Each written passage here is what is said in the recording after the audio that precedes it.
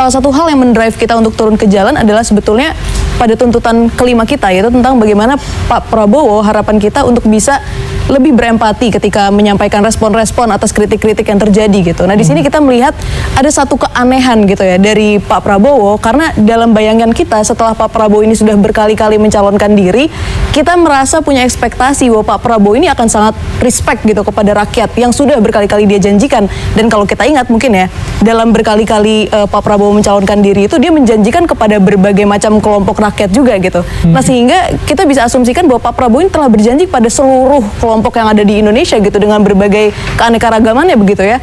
Nah tapi yang kita lihat adalah dalam statement-statement Pak Prabowo itu seringkali membuat rakyat tuh sakit hati.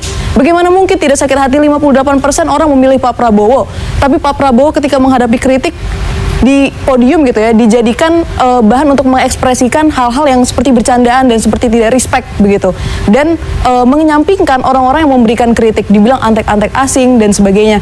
Nah ini yang kita pertanyakan dari seorang presiden gitu. Nah terutama kita juga melihat bagaimana Pak Prabowo ini pada poin yang berikutnya ya, bahwa dikatakan tadi juga sudah dikatakan bahwa Pak Prabowo ini terbuka terhadap kritik dan sebagainya.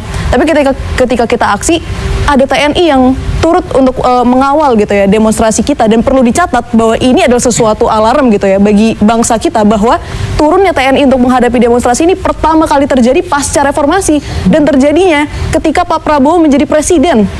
Jadi bayangkan ya, kita seperti mengalami dejavu gitu terhadap sejarah bangsa kita.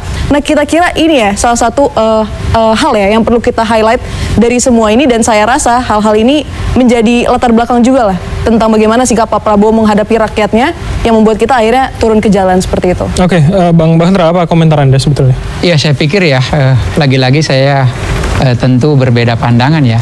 Kalau kita lihat semenjak Pak Prabowo memimpin ini, bagaimana kemudian merangkul ya banyak pihak untuk melibatkan, bahwa memang kan bangsa ini, karena bangsa kita bangsa yang besar, tidak mungkin kita bisa kelola sendiri-sendiri. Tentu harus dikelola secara bersama, karena memang dari segi administrasi cakupannya begitu luas ya, dari segi kewilayahan kita juga begitu banyak jumlah, baik itu kabupaten kota begitupun provinsinya. Maka dari itu tentu yang dibutuhkan adalah kebersamaan untuk membangun bangsa ini.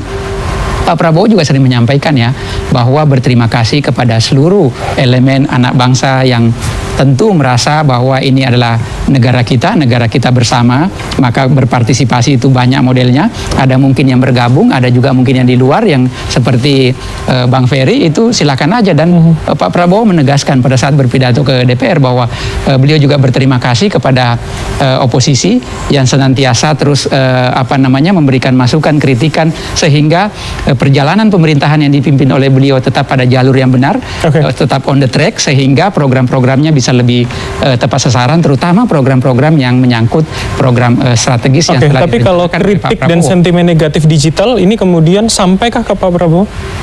Kalau kami tidak pengen berandai-andai ya, yang pasti adalah Pak Prabowo sekarang fokus bekerja untuk program kerakyatan. Banyak sekali programnya, bukan hanya soal MBG tadi, yang mungkin karena MBG yang lagi banyak dapat sorotan. Bagaimana misalnya program sekolah rakyat yang selama ini ya, anak-anak di pelosok, di desa-desa yang mungkin ya penghasilan orang tuanya di bawah rata-rata, kemudian dibuatkan sekolah, agar apa mereka juga bisa setara dengan anak-anak yang ada di kota. Mereka juga bisa setara dengan, tentu dengan semua anak-anak tanpa terkecuali kelas dibedakan oleh kelas-kelas. Nah inilah terus yang didorong oleh Pak Prabowo, agar betul-betul bahwa keberadaan pemerintahan beliau bisa dirasakan langsung oleh seluruh masyarakat, seluruh kelompok, seluruh kalangan sampai di tapi artinya kritik seperti ini juga didengarkan, dicermati artinya.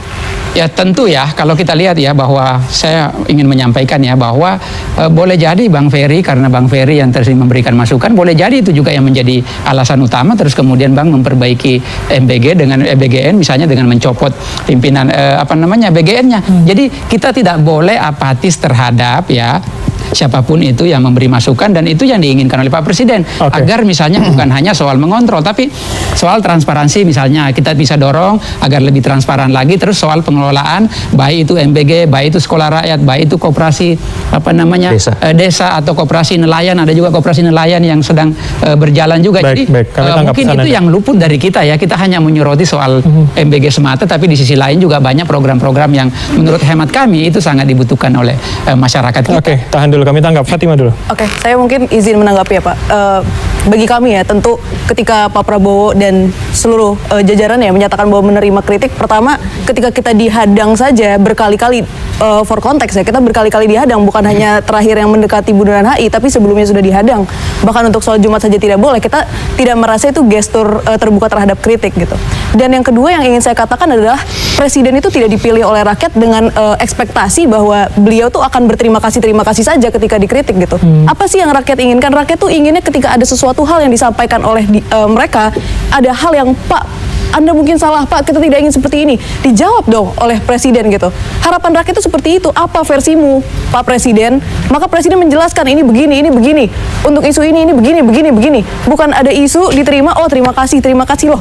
Ini dipilih 58% yang dibanggakan dari dulu, tapi ketika rakyatnya itu punya pertanyaan, punya aspirasi, hanya terima kasih, tidak ada output gitu. Kalau hanya terima kasih itu kalau kita habis scan QRIS Pak, itu ada terima kasih otomatisnya. Kita nggak perlu presiden gitu kalau hanya untuk mengatakan terima kasih ya. Presiden tuh untuk menyampaikan solusi, dan rakyat itu berhak tahu ketika presiden mengalami hambatan, itu tidak boleh disembunyikan. Itu yang kita rasakan sekarang. Ketika ada hambatan disembunyikan.